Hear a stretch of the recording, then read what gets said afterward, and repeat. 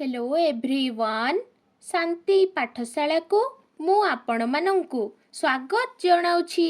आजिकार एक नूतन भिडियो रे आमे आलोचना करिबा रथ यात्रा विषय वस्तु को नहीं एक सुंदर एवं हृदयस्पर्शी रचना। भिडियोटी को आरंभ करिबा पूर्वरु चैनल को सब्सक्राइब करिनियंतु एवं पाखरे थिबा बेल आइकन टी को मध्य प्रेस करि दियंतु। चलंतु आरंभ करिबा। हिंदू जगतरे अत्यंत मनोरम ओ पवित्र उत्सव हेउछि रथयात्रा। एही रथयात्रा उत्सव अंतराଳରେ मानवर जीवन परमात्मा प्राप्तिर एक निगूढ़ तत्व ओ महान दर्शन सह संश्लिष्ट रहिछि।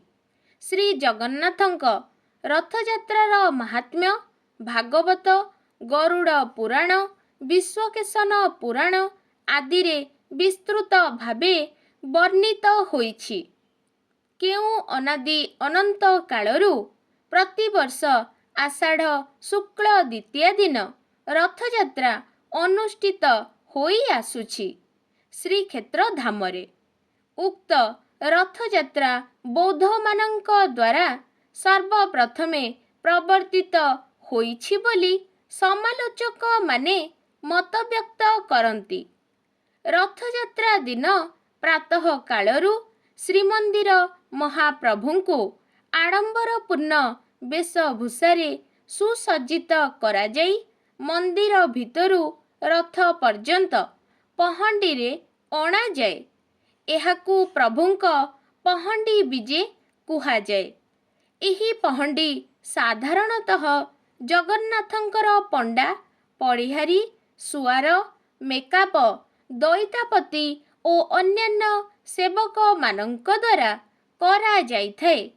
श्री जगन्नाथंकर रथ हेउछि नंदीघोष।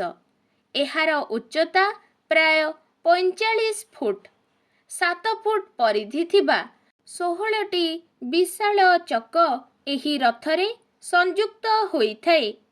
एही रथकू पीत ओ रक्त वर्णरे सज्जित करा जाइथाए।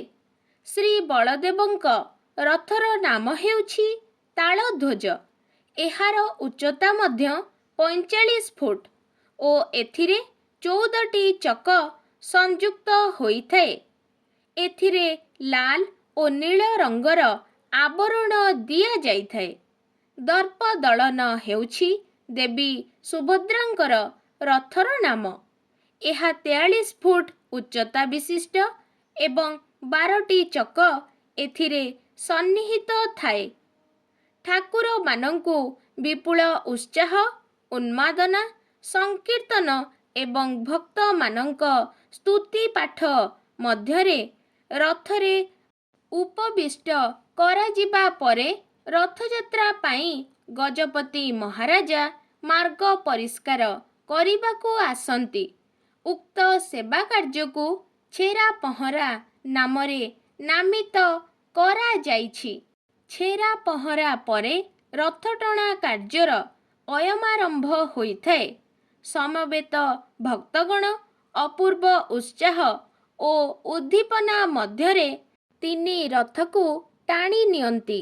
ପ୍ରଥମେ ସୁଭଦ୍ରା, ତାପରେ ଜ୍ୟେଷ୍ଠ ଭ୍ରାତା ବଳଭଦ୍ର ଏବଂ ସର୍ବଶେଷରେ ଜଗନ୍ନାଥଙ୍କ ରଥ ବଡ଼ଦାଣ୍ଡ ଉପରେ ଯାତ୍ରାଭିଯାନ ଆରମ୍ଭ କରାଯାଏ।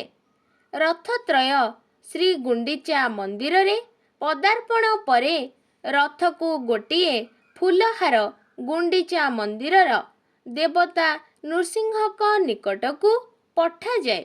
ଗୁଣ୍ଡିଚା ମନ୍ଦିରରେ ଠାକୁରମାନଙ୍କ 9 ଦିନ ଅବସ୍ଥାନ ପୂର୍ବକ ପୂଜା ଲାଭ କରନ୍ତି।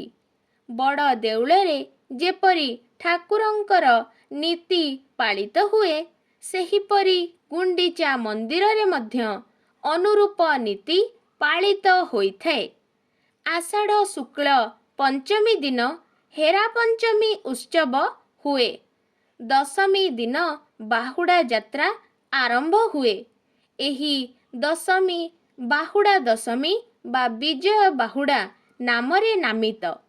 ଠାକୁରମାନେ ଭକ୍ତମାନଙ୍କ ଶ୍ରଦ୍ଧା ଓ ଭକ୍ତିରେ ଉତ୍ଫୁଲ୍ଲିତ ହୋଇ ପୁନର୍ବାର ପ୍ରତ୍ୟାବର୍ତ୍ତନ କରନ୍ତି ଶ୍ରୀମନ୍ଦିରକୁ। ଏକାଦଶୀ ଦିନ ଠାକୁରଙ୍କ ସୁନାବେଶ ହୁଏ। ତାପରେ ପୂଜକମାନେ ଶ୍ରୀମନ୍ଦିରକୁ ତିନି ଠାକୁରଙ୍କୁ ନେଇ ବିଜେ କରାନ୍ତି। ରଥଯାତ୍ରା ଶ୍ରୀ ପୁରୁଷୋତ୍ତମ ଧାମର ସର୍ବପ୍ରଧାନ ଉତ୍ସବ। ପୁରାଣରେ ଉଲ୍ଲେଖ ରହିଛି ଯେ ଶ୍ରଦ୍ଧା ଓ ଆନନ୍ଦ ସହକାରେ ଶ୍ରୀ ଜଗନ୍ନାଥଙ୍କୁ ରଥରେ ବା ଗମନ କାଳରେ ଦର୍ଶନ କରେ ତାହାର ସ୍ୱର୍ଗ ଲୋକରେ ବାସ ହୁଏ। ବାସ୍ତବିକ ଭକ୍ତର ନୟନ ଯୁଗଳ ନୟନାଭିରାମ ଜଗନ୍ନାଥଙ୍କୁ ଦର୍ଶନ କରି ଭାବ ଭକ୍ତିରେ ତଦ୍ଗତ ହୋଇ ଉଠେ। ଜଣେ ଶୁଦ୍ଧପୂତ ସାଧକ ଭାବରେ, ନିଷ୍ଠାବାନ ଭକ୍ତ ଭାବରେ କିମ୍ବା ଜଣେ ଦିବ୍ୟ ଦ୍ରଷ୍ଟା ରୂପେ ଶ୍ରୀ ଜଗନ୍ନାଥଙ୍କ ରଥଯାତ୍ରା ଉତ୍ସବ ଅବଲୋକନ କରି ହୃଦୟକୁ ପବିତ୍ର ଓ ପୁଲକିତ କରିବା ପ୍ରତ୍ୟେକ ମଣିଷର ଧର୍ମ।